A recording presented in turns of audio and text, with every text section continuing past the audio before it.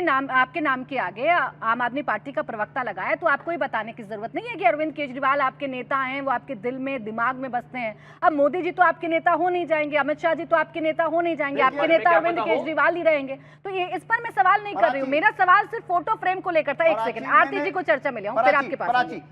मैंने साफ साफ कह दिया कि भारतीय जनता पार्टी के लोगों को दिक्कत और परेशानी क्या है। इन्होंने सोचा कि अरविंद केजरीवाल को अगर जेल में डाल देंगे तो दिल्ली पूरी तरह से ठप हो जाएगी, दिल्ली के सारे काम रुक जाएंगे, बिजली पानी बंद हो जाएगा, महिलाओं की यात्रा बंद हो जाएगी, बुजुर्गों की तीर्थ यात्रा बंद हो जाएगी। लेकिन ऐसा हुआ नहीं। सुनीता केजरीवाल जी ने अरविंद केजरीवाल जी की उपस्थिति में दिल्ली के कामों को जारी रखने का निर्णय किया। वो हमारे साथ खड़ी है, हमारे कार्यकर्ताओं के साथ खड़ी है। शहीद भगत सिंह और बाबा साहब अम्बेडकर की तस्वीर थी, उसके बीच में अरविंद केजरीवाल की तस्वीर क्या कर रही थी? बस आपसे इतना पूछ रही थी, आपकी सरकार कैसे चल रही है, आप कितने महान हैं, ये नहीं जानना चाह रही थी मैं आपसे। आप तो बताएंगे आप कितने महान हैं, आपने कितना काम किया है, लेकिन ये महानता क्या शहीद भगत सिंह के बराबर पहुंच गई है? अब आरती टिक्कू जी, जो हम तस्वीरों में देख रहे हैं, अरविंद केजरीवाल ही कहा करते थे ना कि नेताओं के फोटो नहीं लगने चाहिए, फोटो लगने चाहिए महापुरुषों के, लेकिन उन्हीं महापुरुषों के बीच में अरविंद केजरीवाल नजर आ रहे हैं। प्राची जी, पहले तो ये कहूँ कि आज यहाँ टीवी पे इस मंच पे ऐसा लग रहा है कि एक पॉलिटिकल रैली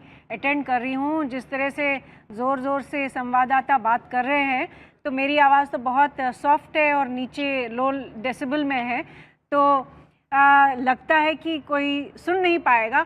मैं कोशिश करूँगी बताने की फिर भी कि जो आज हम देख रहे हैं, जो अरविंद केजरीवाल जी को आपने जो इनके ही लोग हैं वो इतना बड़ा दर्जा दे रहे हैं कि वो शहीद भगत सिंह के लेवल पे आ गए हैं, वो डॉक्टर BR अम्बेडकर के लेवल पे आ गए हैं और उनका चेहरा लगाया है। तो ये एक मैसेजिंग है, और मैसेजिंग राजनीतिक मैसेजिंग है। चूँकि इलेक्शंस का माहौल है और चूँकि अरविंद केजरीवाल जेल में है, तो कहीं ना कहीं पार्टी को ये लग रहा है कि ये जो सहानुभूति एक सेक्शन में है, मैं ये मानती हूँ कि अरविंद केजरीवाल के लिए एक सहानुभूति है उस गरीब वर्ग में ज़रूर है दिल्ली में, जिनको मुफ्त का पानी, मुफ्त की बिजली और बहुत सारी और सुविधाएं मिली अरविंद केजरीवाल की सरकार से। उनके दिल में ज़रूर ये एक तो संदेह है कि अरविंद केजरीवाल क्या वाकई उन्होंने चोरी की। मुझे नहीं लगता है कि उस गरीब जनता को कोई ऐसा भरोसा आ रहा है कि जो उनके साथ केजरीवाल के साथ साथी गए हैं या केजरीवाल खुद गए हैं कि उन्होंने कोई चोरी की है। दूसरी बात ये कि इंडिया अगेंस्ट करप्शन मूवमेंट जब खड़ा हुआ था, इन्होंने गणेंद्र जी ने बिल्कुल सही कहा कि रेवोल्यूशनरी तरह का एक मूवमेंट जो इन्होंने खड़ा किया था अरविंद केजरीवाल ने, उससे वाकई देश की जनता जो है एक बहुत बड़े स्तर पे मैं कहूँगी कि अरविंद केजरीवाल को एक रेवोल्यूशनरी के तौर पे देख रही थी।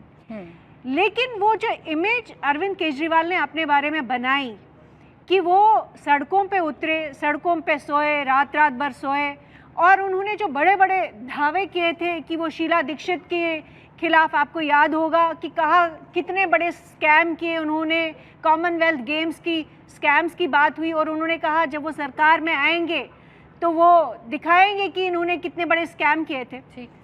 लेकिन वो इमेज, मैं साथ ही साथ ये भी बताना चाहती हूँ कि अरविंद केजरीवाल ने बेशक एक तबका है कि उनकी इमेज जहाँ पर बरकरार है कि वो करप्शन नहीं करते हैं या नहीं की है, लेकिन बाकी का जो तबका है, मिडिल क्लासेस और अपर क्लासेस, वो ये ज़रूर सवाल पूछती है कि अरविंद केजरीवाल जब पार्टी पॉलिटिक्स में आ गए, जब उन्होंने इंडिया अगेंस्ट करप्शन मूवमेंट छोड़ के पावर के पीछे भागे, जब उन्होंने कुर्सी के पीछे भागे, तो वो भी उनके भी जो कारनामे हैं, जितनी भी उनकी नीतियाँ रही है, जितनी भी उनकी स्टेटमेंट्स रही है, वो बिल्कुल बाकी पार्टियों की तरह रही है। वो बिल्कुल बाकी पॉलिटिशियंस कहाँ रह गए? जिस विचारधारा के साथ आप आए थे, राजनीति को बदलने का जिम्मा आपने उठाया था, तो आप कैसे पार्टी विद डिफरेंस रह गए?